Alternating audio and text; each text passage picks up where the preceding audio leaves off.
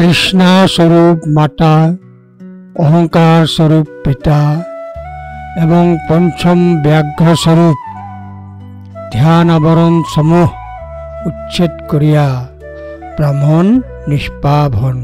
ব্রহ্মপদ 295। ব্রাহ্মণ অরহৎগণ মাতৃতৃষ্ণাকে হত্যা করে পিতা অহংকারকে হত্যা করে দুই বিদ্বান রাজাকে। তারা দুটি ভ্রান্ত মতবাদের প্রতিনিধিত্ব করে, শাশ্বতবাদ এবং নিহিলিজম। মিথ্যা হিসেবে তিনি পাঁচটি নিবারণকে হত্যা করেন, যা শুদ্ধতার পথকে বাধা দেয়।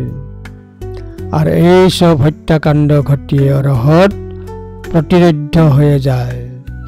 ধম্মপদ 295।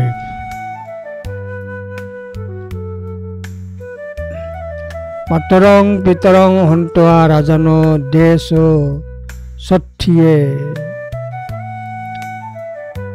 ব্যাঘ্র পঞ্চমং হন্তা অনিঘ জাতি ব্রাহ্মণ।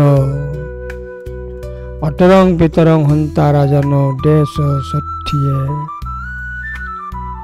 ব্যাঘ্র পঞ্চমং হন্তা অনিঘ জাতি ব্রাহ্মণ। ধম্মপদ 295।